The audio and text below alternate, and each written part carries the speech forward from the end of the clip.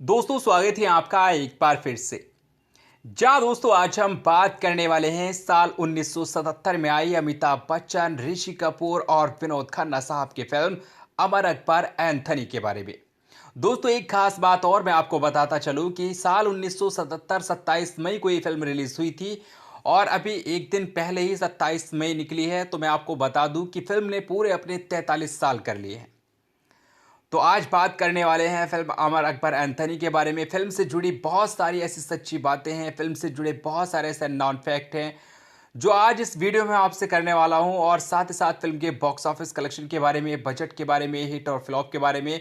तो कहने का मतलब ये है कि इस वीडियो में आपको पूरी जानकारी मिलने वाली है फिल्म अमर अकबर एंथनी की। तो बेहद ही दिलचस्प वीडियो होने वाला है, बस आप इस वीडियो को पूरा देखिएगा। तो चलिए दोस्तों वीडियो स्टार्ट करते हैं। बस आप सबसे पहले अगर आपको भी अमर अकबर एंथनी फिल्म पसंद आई थी तो इस वीडियो को दिल से लाइक कर देना और कमेंट में जरूर बताइएगा कि आपने ये फिल्म कितनी बार देखी है। क्योंकि दोस्तों अमर अकबर एंथनी फिल्म साल 1977 की सबसे बेहतरीन और सबसे बड़ी फिल्म थी। इस फिल्म को आप जितनी बार भी देखो मजा आता है। अमिताभ बच्चन, ऋषि कपूर, विनोद खन्ना साहब, शबाना आजमी, नीतू सिंह, परवीन बॉबी, प्राण और जीवन इस फिल्म में अहम किरदारों में नजर आई थी। फिल्म के डायरेक्टर थे मनमोहन देसाई और प्रोड्यूस भी इस फिल्म को मनमोहन देसाई जी ने ही किया था। फिल्म के डायलॉग लिखे थे कादर खान ने और म्यूजिक दिया था इस फिल्म को लक्ष्मीकांत प्यारेलाल ने। अगर बजट की बात की जाए तो 2 से 2.5 करोड़ रुपए के आसपास बजट था इस फिल्म का और बॉक्स ऑफिस इंडिया पर इस फिल्म ने 7 करोड़ 25 लाख रुपए की कमाई की थी और पूरे वर्ल्ड में 15.5 करोड़ रुपए कमाए थे। और ये एक एक्शन कॉमेडी ड्रामा फिल्म थी और फिल्म बॉक्स ऑफिस पर ब्लॉकबस्टर साबित हुई थी। दोस्तों आपकी जानकारी के लिए मैं आपको बताता चलूं कि साल 1977 में 7.25 करोड़ रुपए की कमाई की थी इस फिल्म ने, जो उस टाइम की इतनी बड़ी कमाई थी कि अगर आज ये फिल्म रिलीज होती और इतनी कमाई करती तो लगभग लगभग बाहुबली का भी ये रिकॉर्ड तोड़ देती। चलो दोस्तों बात कर लेते हैं फिल्म के गानों के बारे में। फिल्म में एक से बढ़कर एक गाना था और तकरीबन 7 गाने थे इस फिल्म में। यह सच है कि कोई कहानी नहीं है, अमर अकबर एंथनी, हमको तुमसे हो गया है, कुछ इस तरह के गाने थे और सभी गाने बॉक्स ऑफिस पर बहुत ही धूम मचा दी थी। इन गानों ने सुपरहिट गाने हुए थे और इस फिल्म के गाने मोहम्मद रफ़ी साहब, किशोर कुमार, महेंद्र कपूर, शैलेंद्र और ज़्यादातर जो इस फिल्म के गाने थे वो मोहम्मद रफ़ी साहब ने गए थे और साथ में लता मंगेशकर जी, किशोर कुमार जी ने भी भरपूर तरीके से इनका साथ दिया था और बहुत ही अच्छे गाने गाए थे। चलिए दोस्तों अब बात कर लेते हैं फिल्म से जुड़े कुछ अननोन फैक्ट के बारे में जो बहुत ही कम लोग जानते हैं। नंबर 1, दोस्तों अमर अकबर एंथनी की कहानी वास्तव में बड़ी दिलचस्प कहानी है।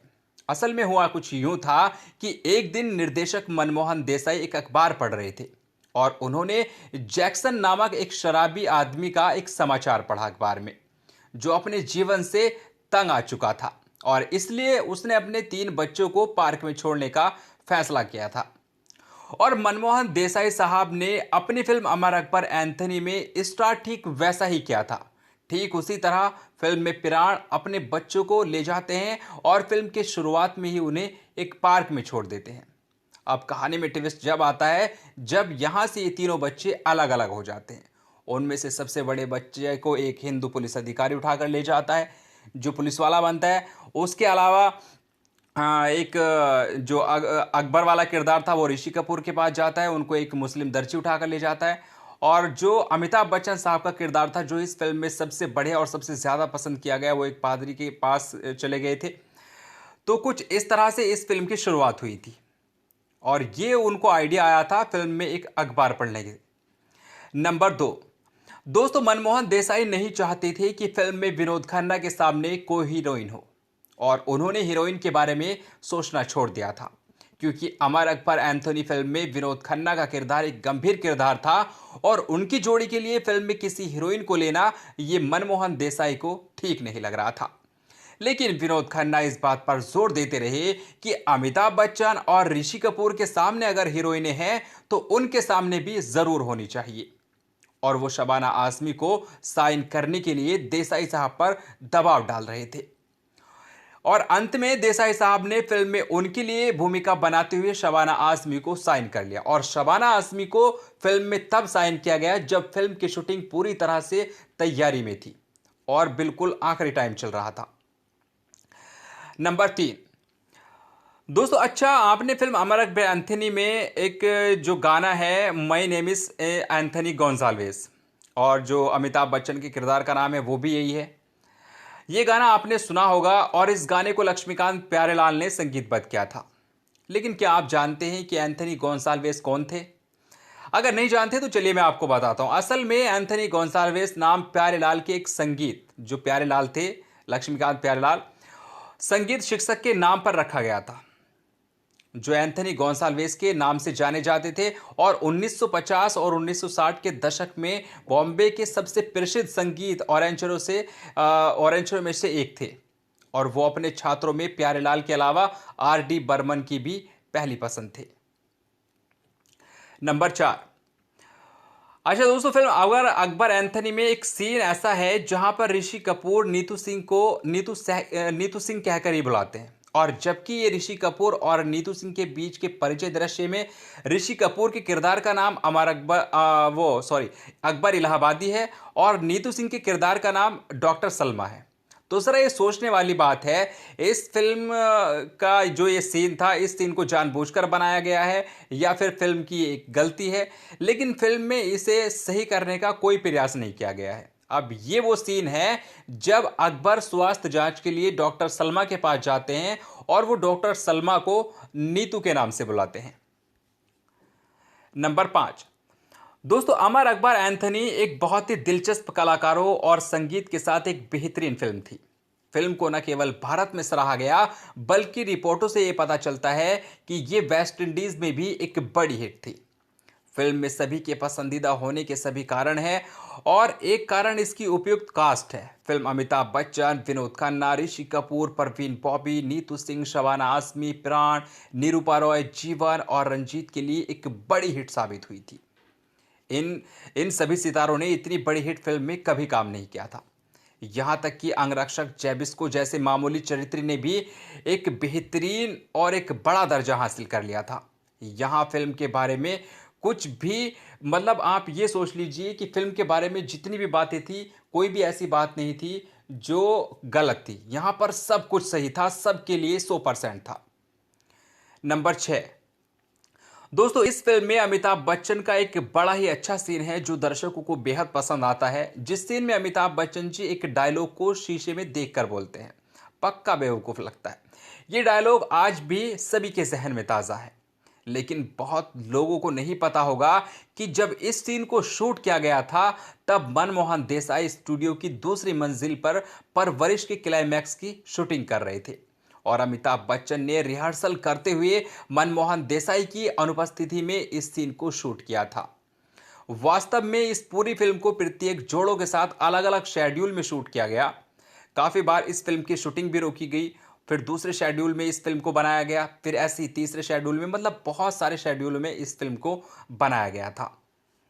नंबर 7, दोस्तों बॉलीवुड में बहुत सारे निर्माता, निर्देशक और मनोरंजक उद्योग में काम करने वाले बहुत सारे सभी लोग दुनिया भर से प्रेरणा लेते हैं और उनमें बहुत सारी ऐसी बातें, ऐसी कहानी, ऐसे पात्र होते हैं जिनको वो अपने काम में इस्तेमाल करते हैं, फिल्म में इस्तेमाल करते हैं। और इसी तरह एंथनी गोंसाल्वेस नाम संगीतकार जोड़ी लक्ष्मीकांत प्यारेलाल के निजी जीवन से लिया गया था। एंथनी गोंसाल्वेस लक्ष्मीकांत प्यारेलाल के संगीत शिक्षक थे।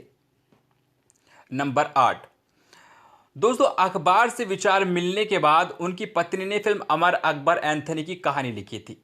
रिलीज के दिन मनमोहन देसाई साहब बहुत ही ज्यादा नर्वस और बीमार हो गए थे, लेकिन जब उन्होंने सुना कि सिनेमा हॉल में हाउसफुल के बोर्ड लगाए जा रहे हैं तो वो अच्छी तरह से खुश हो गए और बिल्कुल स्वस्थ हो गए थे।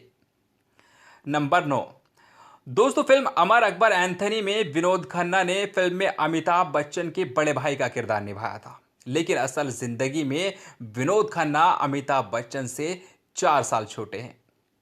नंबर 10, दोस्तों जीनत अमान को परवीन बॉबी वाली भूमिका की पेशकश की गई थी, लेकिन उन्होंने इसे अस्वीकार कर दिया था क्योंकि उनके पास कोई तारीख नहीं थी। नंबर 12, दोस्तों मनमोहन देसाई द्वारा निर्मित ये पहली फिल्म थी, क्योंकि डायरेक्ट तो बहुत सारी फिल्में करते थे मनमोहन देसाई, लेकिन निर्माण किसी फिल्म का नहीं करते थे। लेकिन ये मनमोहन देसाई द्वारा निर्मित पहली फिल्म थी। नंबर 13, दोस्तों अमिताभ बच्चन को सर्वश्रेष्ठ अभिनेता श्रेणी में अपना पहला फिल्मफेयर पुरस्कार मिला था। नंबर 14, फिल्म के लेखक प्रयागराज मनमोहन देसाई के बंगले में अपने परिवार के साथ आराम करने के लिए अपने फार्म हाउस की चाबी लेने आए थे, और उसी टाइम मनमोहन देसाई ने शराबी आदमी जैक्सन के समाचार पत्र में अपने बच्चों को छोड़ने का लेख पाया, और उन्होंने फिल्म बनाने का फैसला किया, जिस विषय पर वो दोनों बात करने लगे, प्रयागराज और मनमोहन देसाई साहब। और इन्हें बातों बातों में 2 दिन कब निकल गए इनकी बातों में, ये पता ही नहीं चला। अब प्रयागराज जो बहुत ही ज़्यादा अपने परिवार के साथ घूमना चाहते थे, अब उन्होंने सोचा कि अब ये जो फिल्म की कहानी उन्होंने मिली, तो उन्होंने सोचा कि अब घूमने का कोई फ़ायदा नहीं है, अब इसी पर ही ध्यान दिया जाए।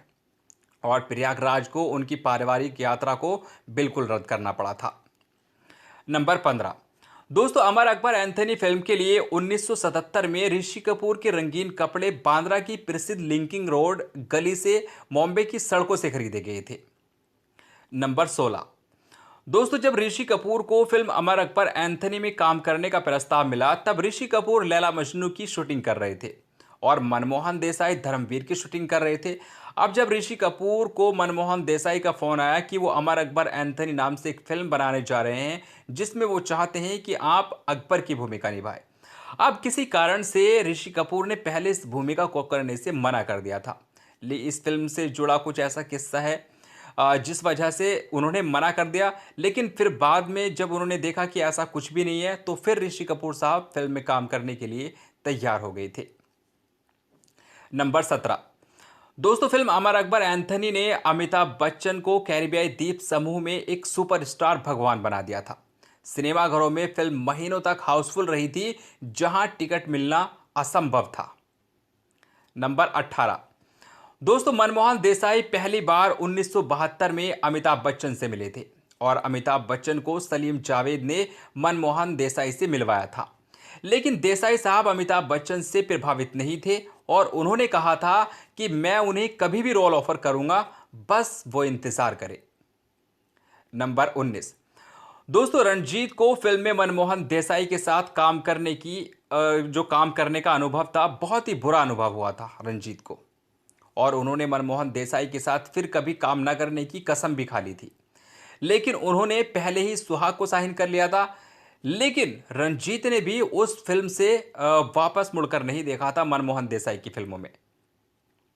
नंबर 20, दोस्तों चाचा भतीजा के निर्माण के दौरान मनमोहन देसाई ने धर्मेंद्र को विनोद खन्ना की भूमिका के लिए पेशकश की थी, लेकिन धर्मेंद्र उन दिनों बहुत ही काम कर रहे थे और अपने काम के शेड्यूल को कम करना चाहते थे, और धर्मेंद्र ने भूमिका करने से मना कर दिया था।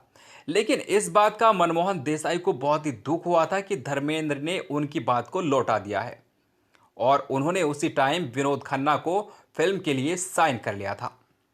नंबर 21, दोस्तों फिल्म से जुड़ा एक दिलचस्प किस्सा ये भी है। ये तब की बात है जब अमिताभ ने शीशे में देखकर डायलॉग बोला था, और इस डायलॉग को अमिताभ बच्चन ने मनमोहन देसाई की अनुपस्थिति में शूट किया था।